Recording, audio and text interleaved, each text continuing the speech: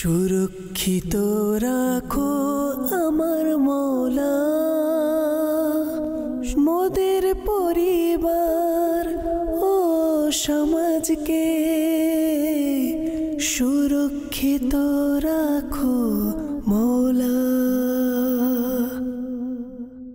আলহামদুলিল্লাহি রাব্বিল আলামিন ওয়াসসালাতু ওয়াসসালামু আলা সাইয়্যিদিল আমবিয়াই ওয়াল মুরসালিন আম্মা বা'দ ফাআউযু বিল্লাহি মিনাশ শাইতানির রাজীম বিসমিল্লাহির রহমানির রহিম আসসালাতু ওয়াসসালামু আলাইকা ইয়া রাসূলুল্লাহ ওয়া আলা আলিকা ওয়া আসহাবিকা ইয়া হাবিবাল্লাহ আসসালাতু ওয়াসসালামু আলাইকা ইয়া নবিয়াল্লাহ ওয়া আলা আলিকা ওয়া আসহাবিকা ইয়া নূরাল্লাহ।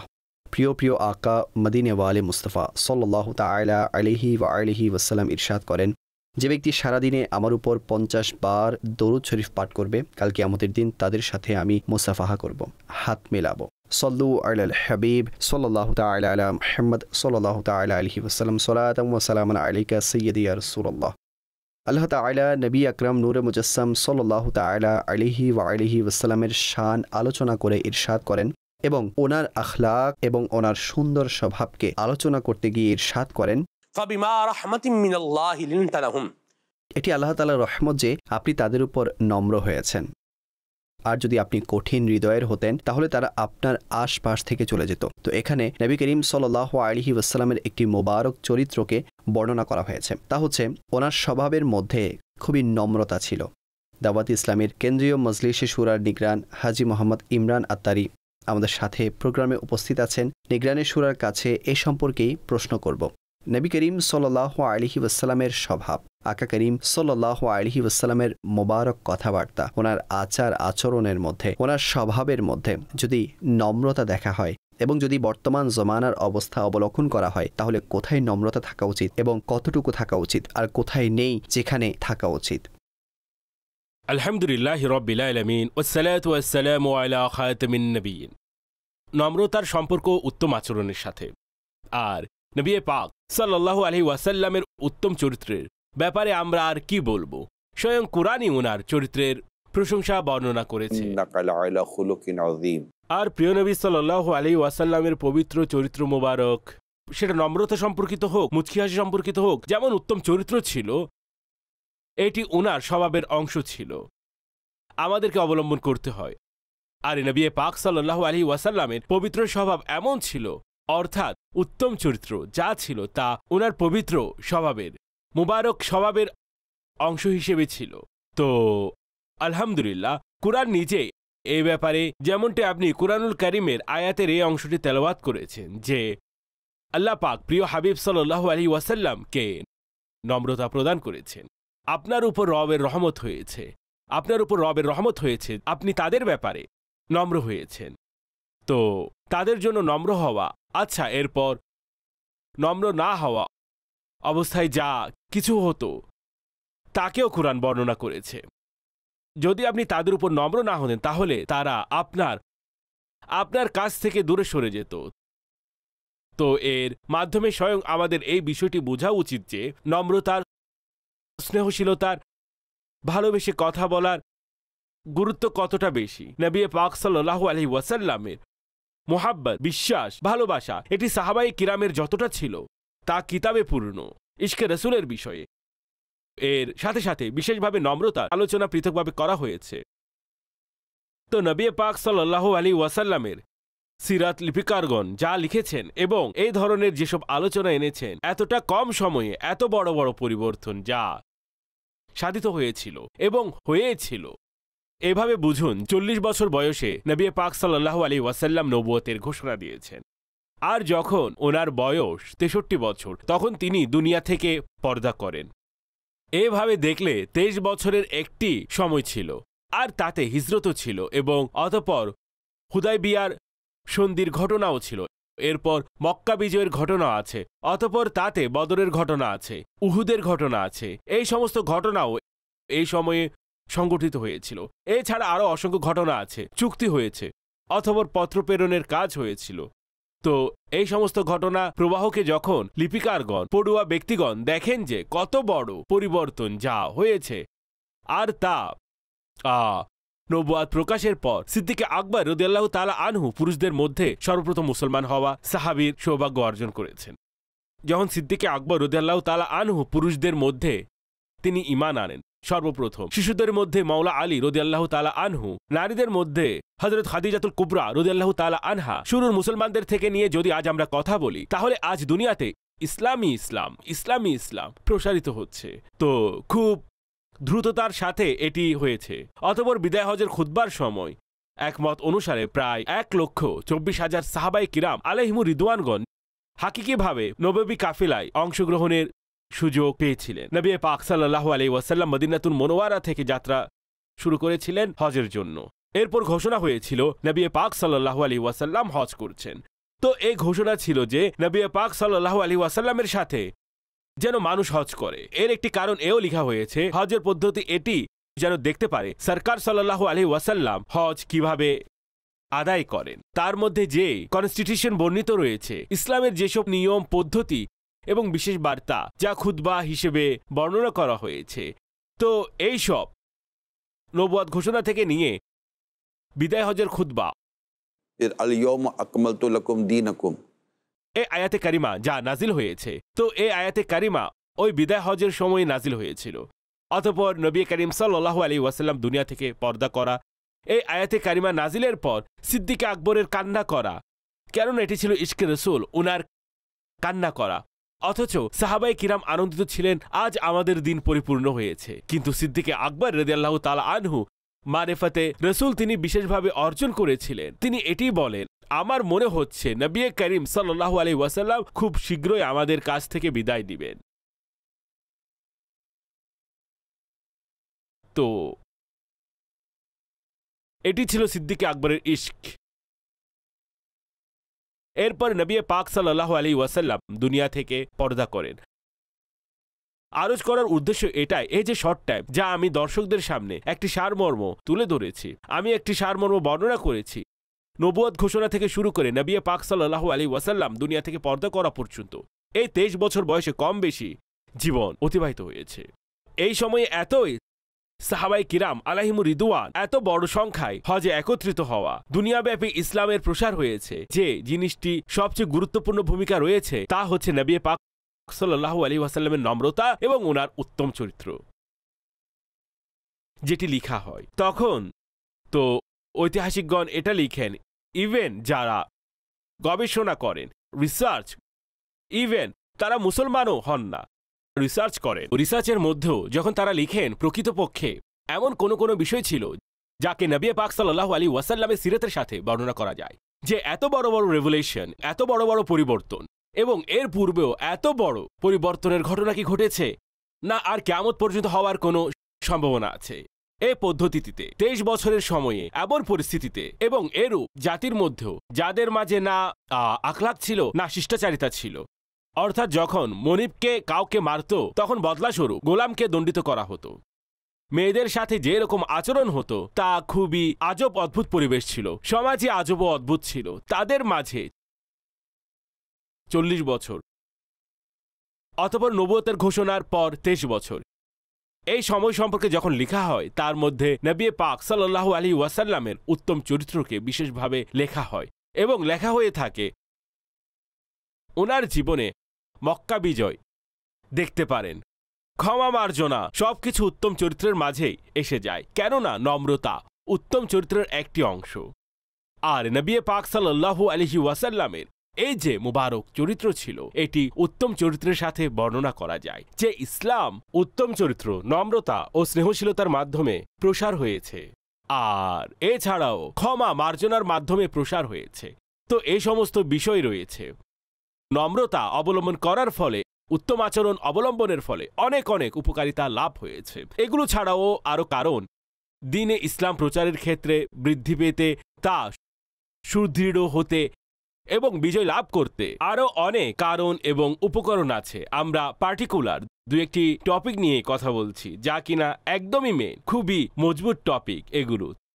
তো আপনারা ভাবুন যে যখন এত বড় অর্থাৎ মাদানী ইনকিলাব তৈরি হয়, এত বড় পরিবর্তন আসে, তো এর পেছনে চরিত্রের এই একটি অংশের যাকে আমরা নম্রতা বলি, উত্তম চরিত্র বলি, স্নেহশীলতা বলি, মার্জনা বলে থাকি, ক্ষমা করা বলে থাকি, ইত্যাদি ইত্যাদি বলি, যখন আপনার মধ্যে নম্রতা আসে, দয়ালু হৃদয়ের কারণে আসে, অন্তরে একটি দয়ার জজবা থাকে, ওই দয়ার জজবা নম্রতা নিয়ে আসে, ক্ষমাশীলতা নিয়ে আসে। ওই দয়ার জজবা আপনার মাঝে ক্ষমা করার জজবা নিয়ে আসে। আর रहीमी তো এমন बिल मुमिनीन रऊफ रहीम, কুরআন বলে, बिल मुमिनीन रऊफ रहीम। কুরআন বলে মুমিন সম্পর্কে বিশেষভাবে সূরা তাওবার শেষের দিকে বর্ণিত হয়েছে, অর্থাৎ নবী করিম সাল্লাল্লাহু আলাইহি ওয়াসাল্লামের শান এমন যে তিনি মুমিনদের প্রতি অতিশয় দয়ালু, অতিশয় দয়ালু। তিনি তো এমনিতেই রহমতুল্লিল আলামিন, সমস্ত জগতের জন্য উনাকে রহমত বানিয়ে পাঠানো হয়েছে। কিন্তু मुमिनीन रऊफ रहीम, আর আল্লাহ পাক আমাদের নবীর শাফায়াত নসিব করুন। ওলামা বলেন যে এর সবচেয়ে বড় জলওয়া কিয়ামতের দিন শাফায়াতের सूरते আমরা দেখতে পাবো कि जब गुनाहगार पे जब लुत्फ आपका होगा, किया बगैर किया बेकिया किया होगा, दिखाई जाएगी महशर में शान महबूबी, आप ही की खुशी आपका कहा होगा। এরকম ঘটবে যদি আমরা নম্র হই। মানুষ বলে যে নম্র হয়ে কি ফায়দা? ভাই নম্রতা দ্বারা সংশোধন হয়েছেন। আমি আপনাদেরকে যেসব উদাহরণ দিয়েছি এগুলোই বড় উদাহরণ। হযরত উমর ফারুক আজম রাদিয়াল্লাহু তাআলা আনহু, যার সম্পর্কে আমরা হাদিসে পড়েছি যে এক মহিলা বসে এক নারী সাহাবী প্রিয় নবী সাল্লাল্লাহু আলাইহি ওয়াসাল্লামের সাথে কোনো কথা বলছিলেন। ওনার নিজের একটি ধরন ছিল। সৈয়দুনা উমর ফারুক আজম রাদিয়াল্লাহু তাআলা আনহু যখন উপস্থিত হলেন প্রিয় নবীর দরবারে, ওই নারী একটু ভয় পেলেন। বলে না আগে পিছে হয়ে যাওয়া।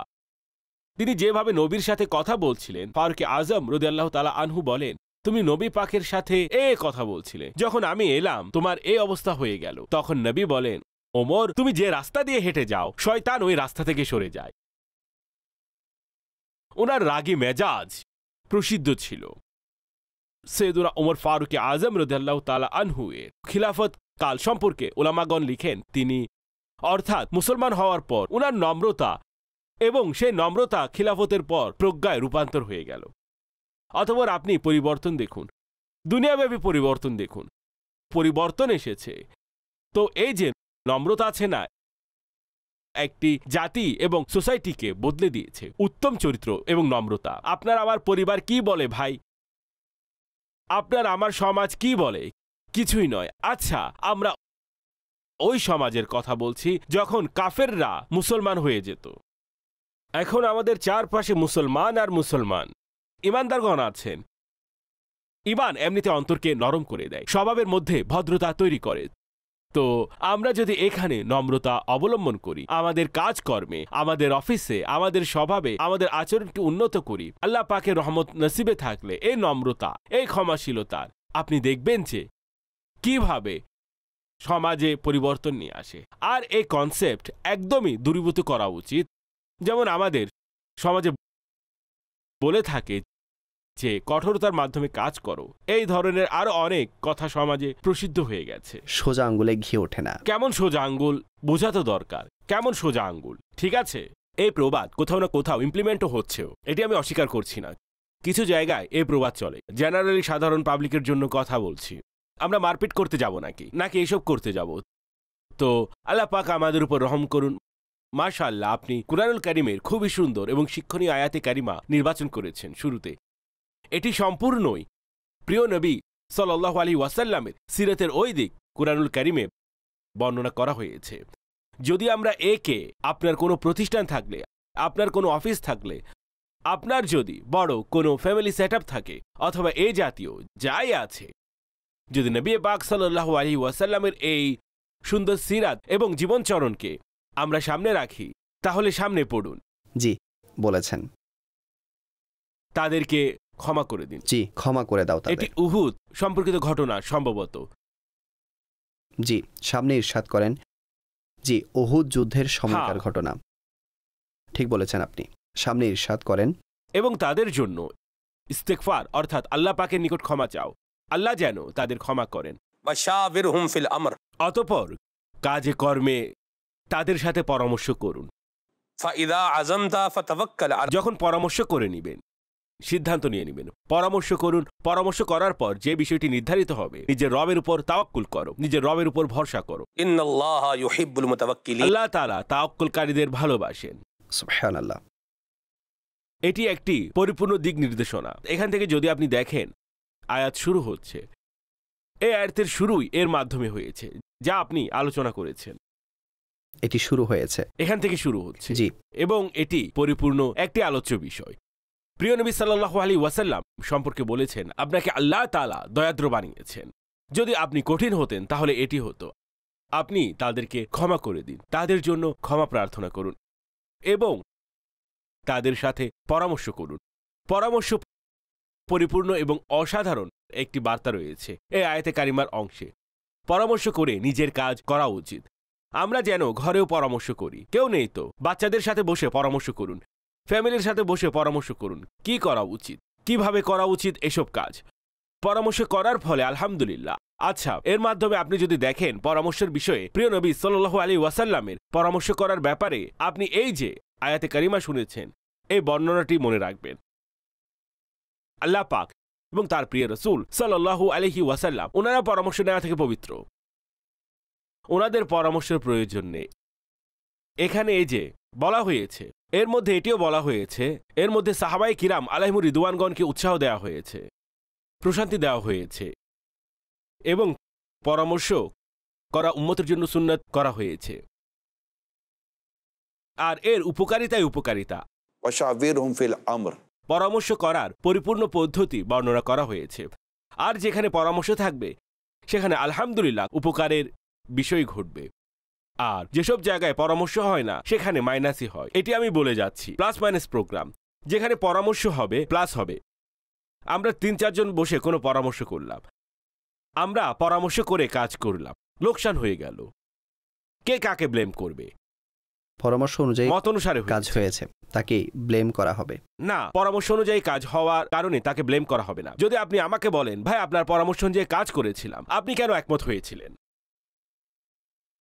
আপনি একমত কি জন্য হয়েছিলেন? কেননা সঠিক পরামর্শ দেওয়া ওয়াজিব। যদি জ্ঞানের ঘাটতি থাকে তাহলে তো নিজের জ্ঞানের ঘাটতি নিয়ে পস্তাতে হবে। আমি আপনাকে এর সাথে একটি পরামর্শ করলাম, আপনি বললেন একদমই হওয়া উচিত, তো সঠিক পরামর্শ দেওয়া ওয়াজিব, ঠিক তো? আর যখন একটি মতৈক্যের ভিত্তিতে কাজ করেন, একটি পরামর্শ অনুযায়ী কাজ করেন, তাহলে সেই কাজে তো এমনিতেই আল্লাহ তাআলা বরকত দান করেন। কিন্তু তা যদি কোনো ভুল কারণে হয়ে থাকে তাহলে কোনো একজনের উপর ব্লেম আসে না। ভাই যাই হয়েছে নিজেদের মধ্যে পরামর্শ করে হয়েছে, আর সিদ্ধান্ত সঠিক হয়েছে অথবা ভুল হয়েছে। জেনারেলি এটি তখনই জানা যায় যখন এর ফলাফল আসে। ফলাফল বলবে যে আপনার এই সিদ্ধান্ত সঠিক ছিল অথবা ভুল। এর ফলাফল অনেক সময় একটু দেরিতে আসে। সামটাইম এই বিষয়ে যা আপনি নির্ধারণ করেছেন তার কিছু সাইড ইফেক্টস আসতে থাকে, কিন্তু তা আসলে সাইড ইফেক্ট হয় না, তা মূলত পার্ট অফ ওয়ার্ক হয়ে থাকে। এইরকম কিছু ক্রাইসিস বের হয়, যেমন কোনো গাড়ি সবুজ শ্যামল জায়গা সুন্দর উপত্যকার উপর দিয়ে যাচ্ছে আর রাস্তার মধ্যে কোনো গর্ত থাকে যার ফলে গাড়ি হেলতে দুলতে থাকে। এটি পার্ট অফ জার্নি। সামনে রাস্তা, এখন যদি বলেন আমি তো নিষেধ করেছিলাম, আরে ভাই এটি রাস্তার একটা অংশ। যদি এখানে এই সুন্দর জায়গায় পৌঁছাতে হয়, इन्हीं पथरीली राहों पे चल के आ सको तो आओ, मेरे घर के रास्ते में कोई कहकशा नहीं है। তো এটিও এরকম কিছু হয়। অনেক সময় এসব ক্ষেত্রে দুর্বল লোকেরা ঘাবড়ে যায়, আমি তো নিষেধ করেছিলাম ভাই, কিন্তু ফলাফল দেখতে হবে। তাই সর্বদা ভরসা রাখুন। যখন পরামর্শ নেওয়া হয় তখন ভরসা রাখুন। ফ্যামিলি মেম্বার্সদেরকেও আমি এটি অনুরোধ করব, সাধারণত আমরা ফ্যামিলি টাইপের প্রোগ্রাম করার চেষ্টা করে থাকি। ভরসা রাখুন। একইভাবে অফিসের মধ্যে যারা দায়িত্বরত আছেন তাহলে সুন্দর একটি পরামর্শ বোর্ড বানান, ভালো কম্প্রিহেন্সিভ জাতীয় পরামর্শক বোর্ড বানান, তাদের সাথে পরামর্শ করুন। এখানে দু একটি কথা আমি আপনাদেরকে আরজ করছি, যদি অনুমতি দেন তো।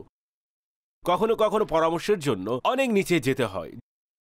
যাদের সাথে পরামর্শ করছে তাদের অত বেশি অপারেশনাল বিষয় সম্পর্কে ধারণা থাকে না। তখন সামটাইম কর্তৃপক্ষকে, লিডারশিপকে অথবা বড়কে অথবা এক্সিকিউটিভ সামটাইম একটু নিচে গিয়ে তাদের লেবারদের সাথে এবং নিচে গিয়ে সাধারণ ব্যক্তিদের সাথে পরামর্শের ব্যবস্থা করতে হয়। ভাই কি মনে হয় তা কিভাবে হবে? সামটাইম তারা ওই বিষয়ে পরামর্শ দিয়ে থাকে, তার সাধারণ উপরের লেভেলের প্রত্যেকের মাথায় সেই বিষয়টি থাকে না, অথবা তা ইগনোর করা হয়, তাকে খুব হালকাভাবে নেওয়া হয়। তো এটিও মনে রাখবেন যে রিলিভেন্ট পার্সনের সাথে যতটা পরামর্শ করবেন আপনাকে তা ততটাই ফায়দা দেবে। তো ইনশাআল্লাহ তাআলা তখন এই পরামর্শ থেকে এর উপকারিতা আমরা দেখতে পাবো। তো এই জিনিসগুলো হয়ে থাকে, যদি এর উপর আমল করেন, পরামর্শ করে নিলেন, সিদ্ধান্ত নিয়ে নিলেন, দৃঢ় প্রতিজ্ঞা এটিও নিয়তের পরবর্তী স্টেপ। যখন আপনি নিয়ত করবেন তখন আলাদা বিষয়। এভাবে বুঝুন যে নিয়ত হলো প্রথম স্টেপ, নিয়তের পর দৃঢ় প্রতিজ্ঞা হওয়া এটি নিয়তের পরবর্তী স্তর, অর্থাৎ এখন তা আপনি করে ফেলবেন। তাই আপনি যখন কোনো বিষয়ে দৃঢ় প্রতিজ্ঞ হন, फतवक्कल अलल्लाह, তখন নিজের রবের উপর ভরসা করো, আর আল্লাহ তাআলার তাওয়াক্কুলকারীদের ভালোবাসেন। আপনি পরামর্শের কথা বলছেন, তো একটি গুরুত্বপূর্ণ বিষয় আমি বলতে চাইছি, যেমন বিবাহ ঠিক হয়, তো বিবাহ ঠিক করার সময় যাকে বিবাহ করাচ্ছে তার থেকেও পরামর্শ নেওয়া উচিত, তাকেও কি জিজ্ঞেস করা উচিত? জীবন তো তারাই কাটাবে, হওয়া উচিত। সমস্যা কোথায়? পরামর্শ যদি মেয়ে বিবাহ দেন তাহলে মেয়ের সাথে পরামর্শ করে নিন, ছেলে বিবাহ দিলে ছেলের সাথে পরামর্শ করে দিন। পরামর্শ তো ভালো জিনিস, অর্থাৎ আপনারা যেখানে রান্নাবান্না নিয়ে পরামর্শ করেন, আজ কি রান্না করা উচিত, তা তো খেলেন, পান করলেন, শেষ হয়ে গেল। এখানে তো জীবন কাটাবে ছেলে এবং মেয়ে, আমাদের তো তাদের পরামর্শ নেওয়া জরুরি। হাজী সাহেব, খাবারের বিষয়ে তো পরামর্শ হওয়াই উচিত, আজ কি রান্না হবে এই পরামর্শ তো হওয়াই উচিত, পরামর্শ করে আমার পরামর্শ হচ্ছে এই বিষয়ে পরামর্শ হওয়া উচিত। আমি এই পরামর্শের উপর একটি পরামর্শ দিচ্ছি। আচ্ছা ঠিক আছে। এই ক্ষেত্রে আমি আপনাদেরকে, ফ্যামিলিকে, কেননা এখন তো আর 4-5 দিন রয়ে গেছে, আল্লাহ পাক এই দিনগুলোতে আরো বরকত দিন এবং কেটে যাক, এবং আল্লাহ রমজানের বেদনা নসিব করুন, যে আল্লাহ আল্লাহ। তো আমি তো এই পরামর্শ দিব আপনাদেরকে যে পুরো ফ্যামিলি বসে, কেননা এটি অনেক বড় টেনশনের বিষয় যে আজ কি রান্না করব। রান্নাকারীর এই টেনশন থাকে, আহারকারীর নয়। তিনি কি রান্না করবেন, ওনার মাথায় প্রেশার থাকে, আমি কি রান্না করব। এখন একজন হোক, দুইজন হোক, তিনজন হোক, যত রান্নাকারী আছেন, তো এই বিষয়ে পরামর্শ এটাই, কেননা ঘরের সদস্যরা আসবে, আজ এটা রান্না করছে, আজ ওটা রান্না করছে, একজন বলবে এটা খাবো, অন্যজন বলবে ওটা খাবো। এক জায়গায় বসে 15 দিনের মেনু বানিয়ে নিন। আমি 1 সপ্তাহের কথাও বলবো না, যদি 1 মাসের মেনু বানানো যায়, বেশি বেশি মারহাবা। পুরো মেনু বানিয়ে নিন, যে নাস্তাতে এটা বানানো হবে, ব্রেকফাস্ট নাস্তায় এটা থাকবে, লাঞ্চে এটা থাকবে, ডিনারে এটা থাকবে। যদি কোথাও 2 আইটেম হয়, কোথাও 1 আইটেম হয়, কোথাও 3 আইটেম হয়, যেই রকমই হোক সেই হিসেবে বানিয়ে নিন এবং পারস্পরিক পরামর্শক্রমে বানিয়ে নিন। কিচেনে, ফ্রিজে অথবা আলমারির উপর আপনি লাগিয়ে দিন, এটিই মেনু। আরো একটি পরামর্শ দিয়ে যাচ্ছি, তার সাথে আরো একটি পেপার লাগিয়ে দিন, আজ কোন বুজুর্গের ওরস। তাহলে আলহামদুলিল্লাহ, যারা তরিকতের বুজুর্গানে দিন আছেন তাদের ওরসের তারিখ লিখে নিন। যখন রান্না করতে যাবেন তখন নিয়ত করে নিন যে আজকের রান্না ওনার ইসালে সওয়াবের উদ্দেশ্য করছি। তাহলে ইনশাআল্লাহ ওনার ইসালে সওয়াবের বরকত ঘরের সকল জিনিসের মধ্যে চলে আসবে। এর ফলে এমন হবে যে রান্নাকারীর জানা থাকবে, কেউ এটা বলে না যে আজ এটা কেন রান্না করছো, মেনুতে আজ এটাই ছিল। অনেক প্রতিষ্ঠানে এই মেনু চলে, যেসব ফিক্সড প্রতিষ্ঠান আছে সেখানে মেনু চলে, আজ কি রান্না হবে, আজকে বিরিয়ানি রান্না হবে, পোলাও হবে। বিরিয়ানি খেতে মন চাইছে, অন্যজন বলবে আমার পোলাও খেতে মন চাইছে, কেউ বলবে আমি ফিশ খেতে চাই, আলু সবজি তরকারি খেতে চাই। তখন তো ওই বেচারি রান্নাকারীর অবস্থা খারাপ হয়ে যাবে। ঘরকে রেস্টুরেন্ট তো বানানো যাবে না, ঘর তো ঘরই, রেস্টুরেন্টে এমনটা হয়, মেনু রাখে, স্যার কি দিব, 2-1 ঘন্টা অপেক্ষা করতে হয়, রান্না হয়ে আসবে। এখানে তো আপনার আসার পূর্বে সবকিছু রান্না অবস্থায় চাই আপনার, এর জন্য তো অ্যাডভান্স বলে রাখতে হয়। এটিকে আপনার ইস্যু বানাবেন না। আপনাদের ইস্যু থাকে কি ডাল রান্না করেছো, কি সবজি রান্না করেছো, তো ভাই ডাল সবজি খান, কি সমস্যা ভাই, কি খাবেন, গোস্ত রান্না করতে, তাহলে সে বলে বসবে ঠিক আছে গোস্ত নিয়ে আসুন। আর্থিক অবস্থা ভালো না, গোস্ত কিনে আনুন। আমি গরুর গোস্ত খাই না, ছাগলের গোস্ত খাই, পকেট আরো কিছু খালি করুন, কে নিষেধ করেছে, তো করুন। চিকেন তো খাওয়াও, নিয়ে আসুন। রাঁধুনি এভাবে হাত লম্বা করলে কি চিকেন এসে যাবে নাকি? এইদিকে হাত দিলে ছাগলের গোস্ত চলে আসবে নাকি? এরকম হয় নাকি? কোনো চাটনি ভর্তা তো বানাও, নিয়ে আসুন। সালাদ তো তৈরি হবে, আপনি পকেটকে একটু ঝাড়া দিন। আপনি শুধু জিহবায় নাড়াচ্ছেন, জিহবা নাড়ালে কিছুই হবে না, যেটুকু বেঁচে ছিল তাও আগে পিছে হয়ে যাবে। তাই ঘরের পরিবেশ সঠিক করার জন্য আমি যে পরামর্শ সম্পর্কিত কথা বলছি, ঘরে সুন্দর পরিবেশ তৈরি থাকে। কেউ যখন নিজের মতক চালাবে প্রবলেম দেখা দিবে। স্বামী স্ত্রী এবং 2 বাচ্চা পরামর্শ করে বানিয়ে নিন, এত বড় ইস্যু তৈরি হয় না। যখন ফ্যামিলি একটু বড় হয়, বাচ্চা থাকে, ছেলে পুত্রবধূ সাথে থাকে, ভাই ভাবিরা সাথে থাকে, তখন একটু সমস্যা হয়। যদি 2 স্বামী স্ত্রী থাকেন তারা তো কোনো মতে মিলেমিশে চালিয়ে নেবেন। তারাও পরামর্শ করে সাপ্তাহিক মেনু বানিয়ে নিন, 1.5-2 সপ্তাহের মেনু তৈরি করে নিন। আজ এটা আছে, যদি রাতে ঘরে আসেন জনাব, ওনার জানা থাকে যে আজ এটা ঘরে রান্না হবে। মারহাবা, কল নিচ্ছি। জি, মোহাম্মদ হামজা আত্তারি শারজা থেকে বলছি। নিগরানি শুরার নিকট প্রশ্ন হচ্ছে, কিছু মানুষের মাঝে দেখা যায় যে তাদের অতিরিক্ত পরিমাণে গাম্ভীর থাকেন। তো যখন কেউ বেশি বেশি গাম্ভীর থাকেন অথবা যারা এইরকম চেষ্টা করে, অনেক সময় তাদের চেহারায় হাসির ছিটাফোটাও দেখা যায় না। এমন লোকেরা হাস্যোজ্জ্বল চেহারা এবং উত্তম চরিত্রকে কিভাবে মেনটেন করবেন? যারা অনেক বেশি গম্ভীর থাকেন, আর গাম্ভীর্যতা কি উত্তম চরিত্র এবং নম্রতা এসব থেকে ভিন্ন জিনিস, নাকি গাম্ভীর্যতার মাঝেও এসব জিনিসগুলো থাকতে পারে?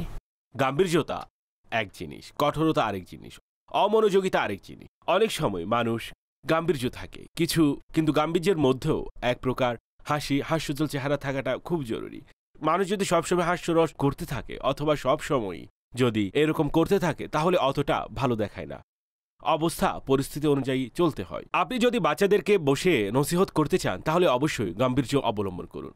অথবা কেউ যদি নর্মাল বসে থাকে অথবা বসে শুধু শুধু হাসতে থাকে, তখন আপনিও বলবেন ভাই সে পাগল টাগল হয়ে গিয়েছে। আপনার মনে থাকার কথা, যখন নতুন নতুন ব্লুটুথ এসেছিল, নতুন ব্লুটুথ ইয়ারফোন এসেছিল, তো যেমন কানে ব্লুটুথ লাগিয়ে কেউ গাড়ি চালাচ্ছে, আরেকজন মোটরসাইকেল নিয়ে তার পাশে গিয়ে থামলো, ওনার কাছ নামানো ছিল, ওনার ব্লুটুথও দেখা যেত না, উনি গাড়ি চালাতে চালাতে এরকম করছে। তখন ওই ব্যক্তির মনে হতো তিনি কি করছেন, পাগল টাগল হয়ে গেল নাকি। পরে জানা গেল ওনার কানে ব্লুটুথ লাগানো, ফোনে কারোর সাথে কথা বলছে। তো সামটাইম এমনও হয় কিছুই বোঝা যায় না যে ভাই কি হচ্ছে। যদি মানুষ বসে বসে হাসতে থাকে, মুচকি হাসতে থাকে, তাহলে কিভাবে কি হবে? তাই অবস্থা পরিবেশ অনুযায়ী সব হতে হয়।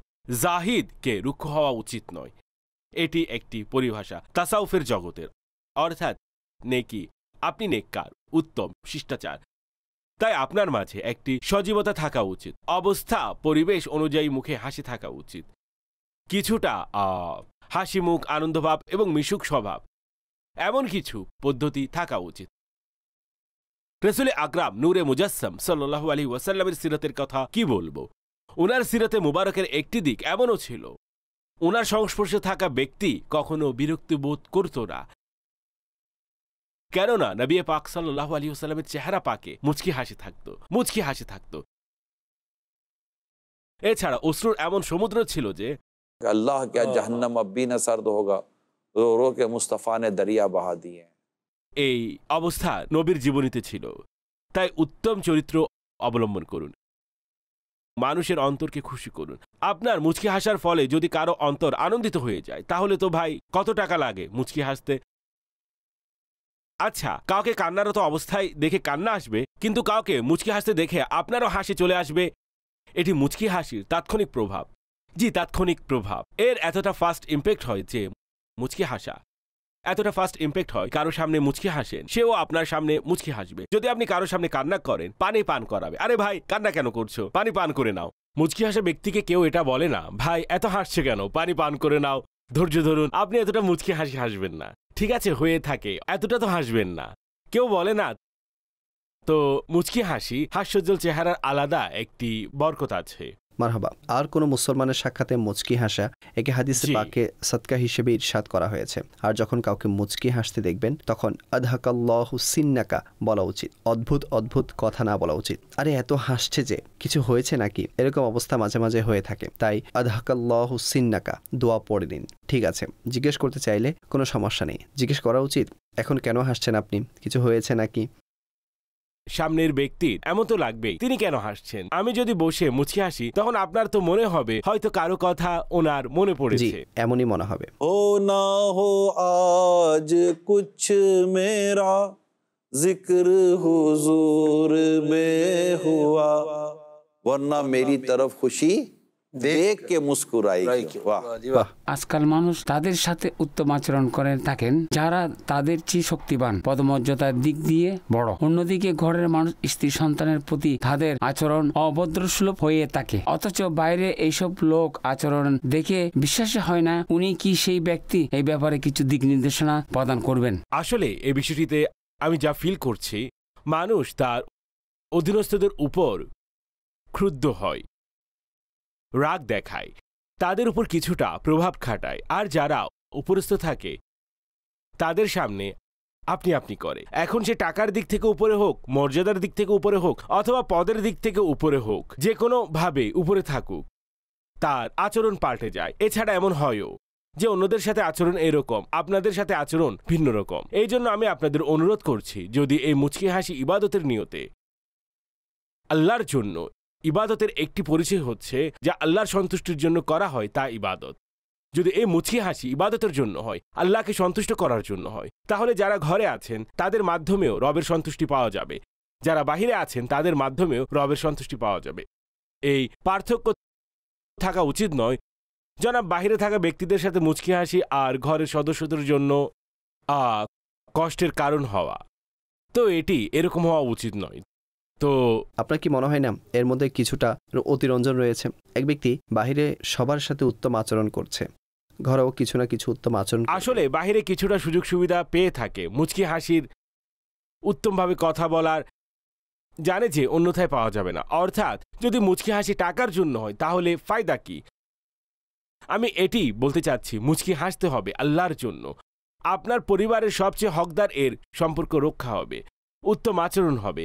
আরও অনেক জিনিস আছে, স্পেশালি মা বাবা আছেন, তাদের সামনেও যেন সবাই মুচকি হাসবেন। যে আমরা তো বলবো সকল সন্তানদেরকে, আগেও বলেছি আবারও বলবো, আপনি যখন মা বাবার কাছে যাবেন স্মাইলিং ফেস নিয়ে যান, হাস্যোজ্জ্বল চেহারা নিয়ে যান। কেননা ওই বেচারার বয়স এমনিতেই বেড়ে যায়, তখন নানান ধরনের চিন্তা মাথায় ঘুরপাক খায়, আবার কখনো এটি থাকেও না। এখন যদি আপনার মলিন চেহারা দেখে ওই বেচারার দুঃখের একটি পয়েন্ট বেড়েই যাবে, আমার সন্তানের কি হয়ে গেল, দেখো দেখো কি হয়ে গেল। যখনই মা বাবার কাছে যান, হাসি মুখ নিয়ে যান, খুশির ভাব নিয়ে যান। যদি কখনো টাকা নিয়ে নাও যান, খাবার নিয়ে নাও যান, কোনো ফল ফ্রুট নিয়ে না যান, কিছুই নিয়ে না যান, অন্তত কিছু হোক বা না হোক নিজের মা বাবার সামনে হাস্যোজ্জ্বল চেহারা নিয়ে তো যান। আর যখন যাবেন মা বাবাকে হাসি মুখে রাখুন, এবং যখন ফিরে আসবেন তখন মা বাবার চেহারায় হাসি রেখে আসুন। এইভাবে বলে যান, আম্মু এই মুচকি হাসি সামনে রেখো, আমি পুনরায় আসব, আপনার মুখে হাসি দেখতে চাই। এই হাস্যোজ্জ্বল চেহারা বিদায় নিলে চলবে না। এমন নয় যে অল্প যেটুকু হাসি ছিল তাও সাথে নিয়ে ফিরে আসেন। আর মা বাবা বলে, আরে একে তো কম আসে, সপ্তাহ 10 দিনে মুখ দেখিয়ে যায়, আর যখনই আসে কিছু না কিছু দুঃখ দিয়ে চলে যায়। আমি লক্ষ্য করি যখন মা বাবা নিয়ে বয়ান করি, যুবকেরা অনেক কান্না করে। এমন মনে হয় যে তাদের মা বাবার কথা মনে পড়ে। মনের মধ্যে মহাব্বত, স্নেহশীলতা এবং ভালোবাসা এসব বিষয় লুকায়িত থাকে। তাই আমি শুধু সন্তানদেরকে বলবো, আপনি যখনই শিশু ছিলেন তখন মা বাবা আপনাকে দেখে হাসতেন নাকি হাসতেন না? আল্লাহ আল্লাহ আল্লাহ, ও ও ও বাবা হাসো হাসো, আর আপনি সামান্য একটু এভাবে মুচকি হাসতেন, আপনার তো কিছু বুঝে আসতো না। কিন্তু কোনো কারণে যদি আপনার চেহারায় সামান্যতম মুচকি হাসি আসতো, তখন তারা আনন্দিত হতেন। আরে দেখো দেখো দেখো মুচকি হাসছে, আরে দেখো দেখো দেখো সে হাসছে। আপনার তো জানা ছিল না তারা কাকে ডাকছেন, কি করছেন, কিছুই না। না, মা বাবা জানতেন যে আপনি কেন হাসছেন, আপনি শুধু হেসেছেন। আপনার হাসির কারণে তারা কতটা আনন্দিত হতেন মনে পড়ছে আপনার? যখন আপনি কান্না করতেন চুপ করাতো, মনে পড়ছে আপনার? হ্যাঁ। তো যেভাবে ওনারা আপনার শৈশবে আপনাকে হাসানোর জন্য ওনারা চেষ্টা করেছেন যেন আপনার চেহারায় হাসি ফোটে, স্মাইলিং ফেস থাকে, তো এখন আপনার কি দায়িত্ব নয় এই বেচারা বুড়ো মা বাবার চেহারায় হাসির ফোয়ারা ফুটিয়ে তোলা? আর আপনি এই আচরণ অবলম্বন করুন যেন মা বাবার চেহারায় হাসি ফোটে। এমন আচরণ অবলম্বন করুন, নিজেদের আচরণকে একটু চেক করুন। ওনাদের মাধ্যমে আল্লাহ চাইলে জান্নাত পাওয়া যাবে। ওনারা খুবই গুরুত্বপূর্ণ। যদি কারো ঘরে মা বাবা থাকে, আমি এটাই আরজ করব, তাদেরকে সম্মান করুন এবং তাদের গুরুত্বকে বুঝুন আর তাদেরকে আনন্দিত রাখুন। আল্লাহ পাক তাদের ওসিলায় আপনার সমস্যা প্রিয় নবীর সদকায় দূর করে দিবেন। আমিন। কল। নিগরানি শুরার কাছে আমার প্রশ্ন হচ্ছে, যদি কোনো ব্যক্তিকে ভালো না লাগে তাহলে কি করা উচিত, অথচ ওই ব্যক্তিটি নেককার ও আশিকে রসুল? ভালো না লাগার কারণ কি? আল্লাহ না করুক যদি তার অন্তরে হিংসা থাকে, বিদ্বেষ থাকে, তার ব্যাপারে মনের মধ্যে এমন কোনো জিনিস ভেবে বসে থাকে, তাহলে এটি তো তারই প্রবলেম। ভালো মানুষ, নেককার মানুষ এবং তার কোনো ক্ষতিও করেনি, তাহলে কি কারণ থাকতে পারে? এখন যার খারাপ লাগছে অথবা যার ভালো লাগছে না, তাহলে সে যেন নিজের চিকিৎসা করাই, আমার রোগ আছে। চেহারাই ভালো লাগে না, অথবা এরকম বলে তার চেহারাটাই কেমন দেখতে, তোমার চেহারা ফেরাও ভাই, এরকম শব্দ বলা হয়। কারণ কি? কারণ তো দেখতে হবে ভাই, কেন চেহারা দেখতে চায় না? কারণ তো থাকে, এটি সেই কারণে হচ্ছে না। সম্ভবত আপনার জীবনেও এরকম অভিজ্ঞতা হয়েছে হয়তো, যখন আপনি কিছু মানুষের সাথে বসেন তখন আপনার পজিটিভ ফিল হয়, মাশাআল্লাহ খুব ভালো লোক। আর কিছু মানুষের সাথে আপনি বসলে অথবা সফর করলে অথবা দেখা করলে, আরে ভাই যদি সাক্ষাৎ না হতো ভালো হতো। কারণ দেখা না হলে ভালো হতো, কারণ ভাই তার সাথে মিশে আমি গীবতে জড়িয়ে পড়েছি, তার সাথে মিশে আমি গুনাহে জড়িয়ে পড়েছি, তার সাথে মিশে আমি কোন জিনিসে জড়িয়েছি। কারণ থাকবে, ঠিক, কারণ ব্যতীত কিছু হয় না। ঠিক বলেছেন। কোনো না কোনো রিজন তো অবশ্যই আছে। তো এই রিজন হয়তো তার নিজের ভেতর আছে, যে কারণে তার সাথে বসা পছন্দ করি না, তাকে দেখতে ভালো লাগে না,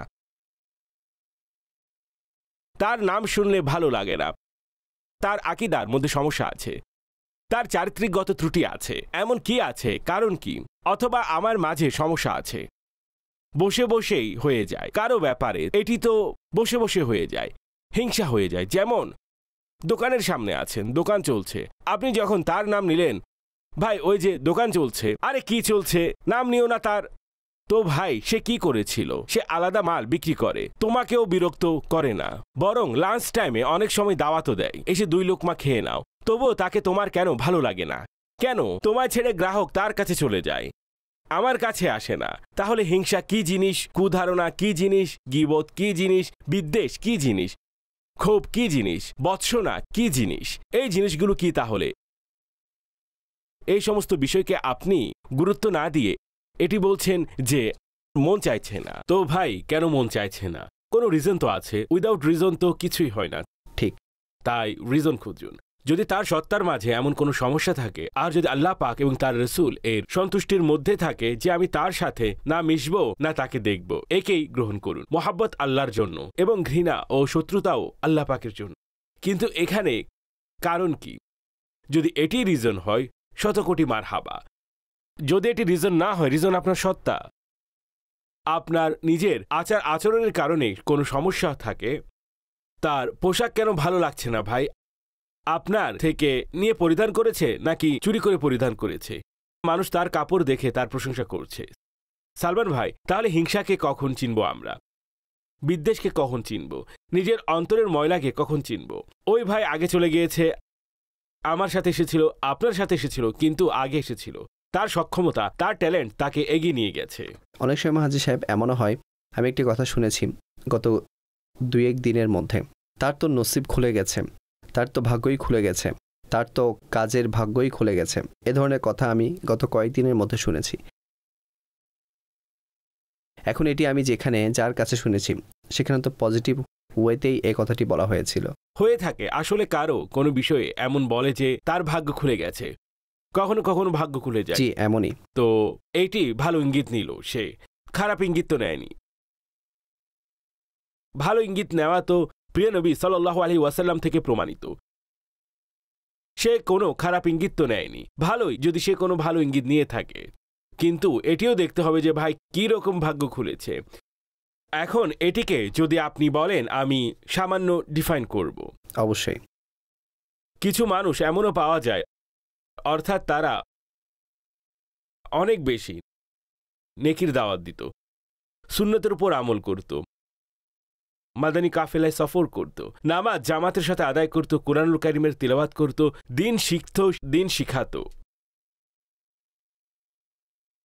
তো হলো এমন যে তার কাছে সম্পদ চলে এলো, গাড়ি এলো, তার লিভিং স্ট্যান্ডার্ড অনেকটা হাই হয়ে গেল। মানুষেরা বলল যে ভাই তার উপর বড়ই অনুগ্রহ হয়েছে, তার সময় বদলে গেছে। আমিও বলছি যে সময় বদলে গেছে, অনুগ্রহ হওয়া না হওয়া কথা আছে। কেন? সে এই সব কিছু তো পেরেছে, তার কি চলে গিয়েছে?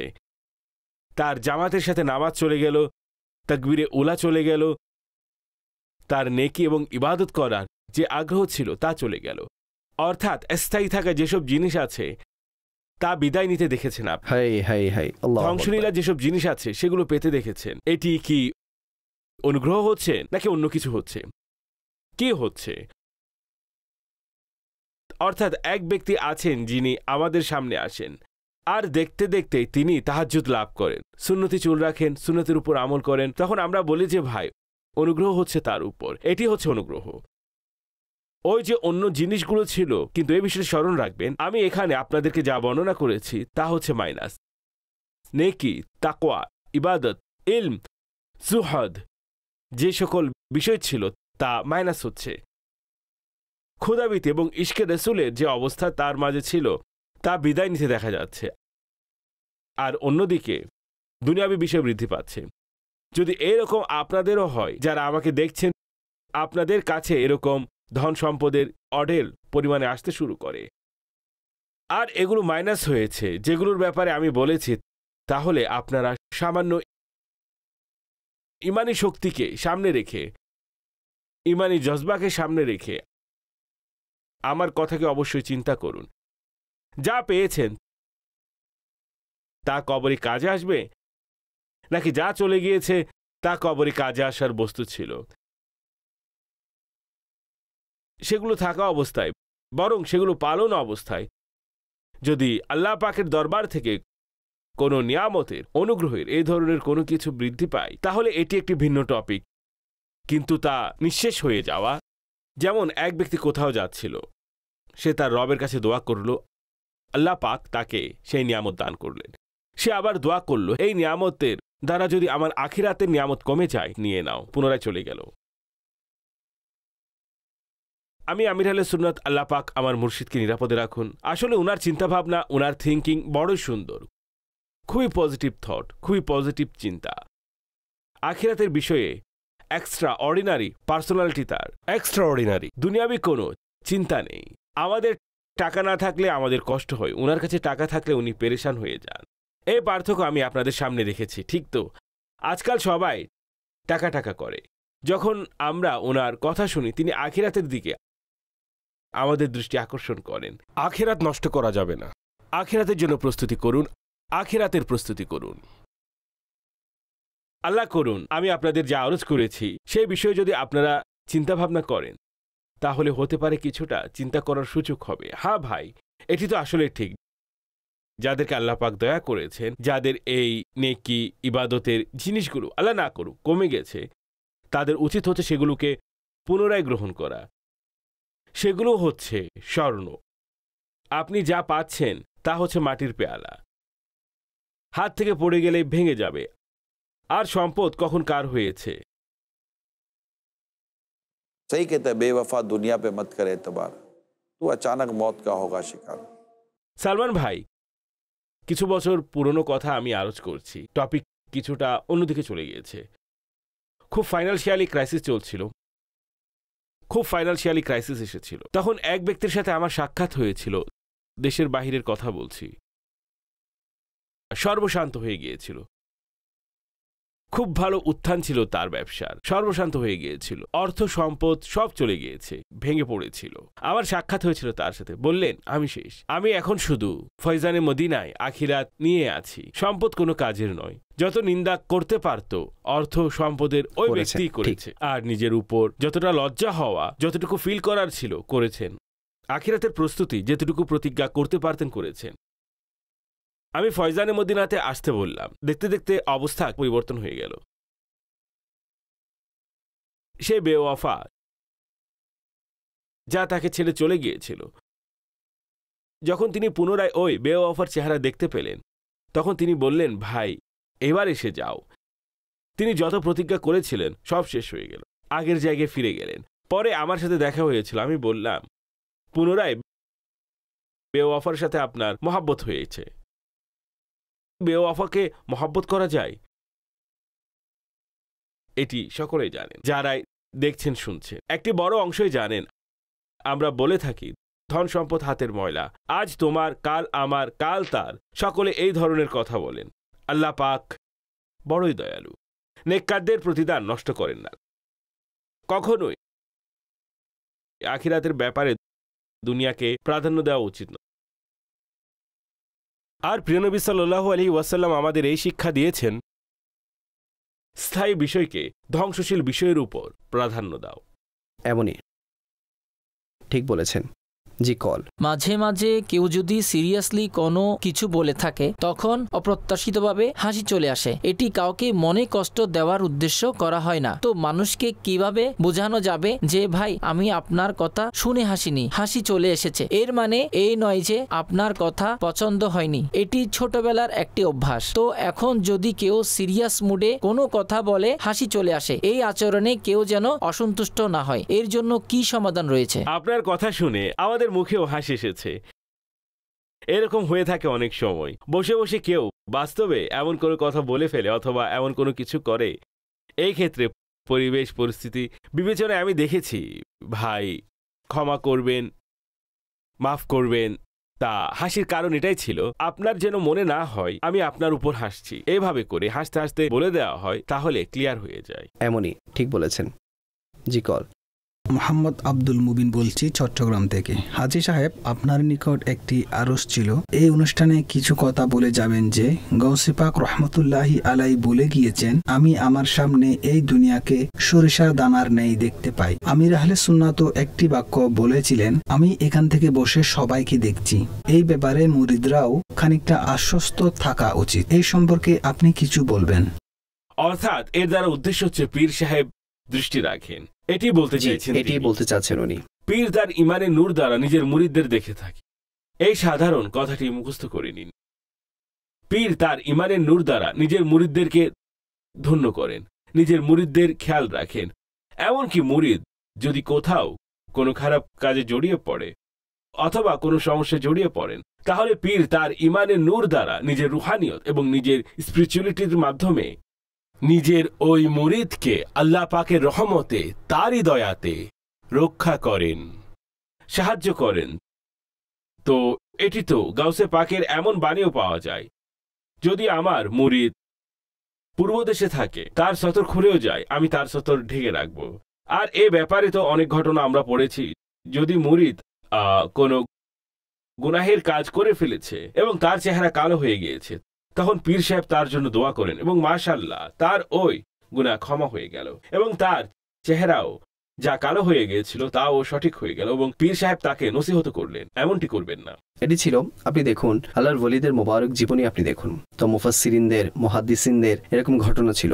আর নিসবতের খুবই প্রভাব থাকে। আল্লাহ আমাদের সবাইকে নসিব করুন। কোন একজন বুজুর্গ আমাকে, আমি মজলিসে রাবেতা ওলামা ও মাশায়েখ ছিলাম, তো আমি সফর করছিলাম।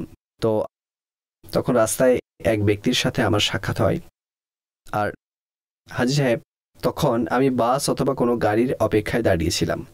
আমি তো মনে করেছিলাম রাস্তায় ঘুরে বেড়ানো কোনো দরবেশ টাইপের মিসকিন ব্যক্তি। ওনার সাথে যখন আমার কথা হলো, সাক্ষাৎ হলো, তখন আমার মনে হলো উনি একজন আল্লাহওয়ালা ব্যক্তি। মাশাআল্লাহ, আল্লাহ তাআলা ওনাকে ইলম দান করেছেন। তখন আমি ওনাকে বললাম, শেখ কোন একটি উপদেশ দিন। তখন তিনি আমাকে বললেন,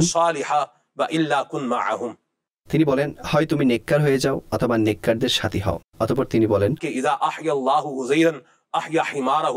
যখন আল্লাহ উজাইর আলাইহিস সালামকে জীবিত করেছেন, তখন ওনার বাহনকে, ওনার গাধাকেও জীবিত করেছেন।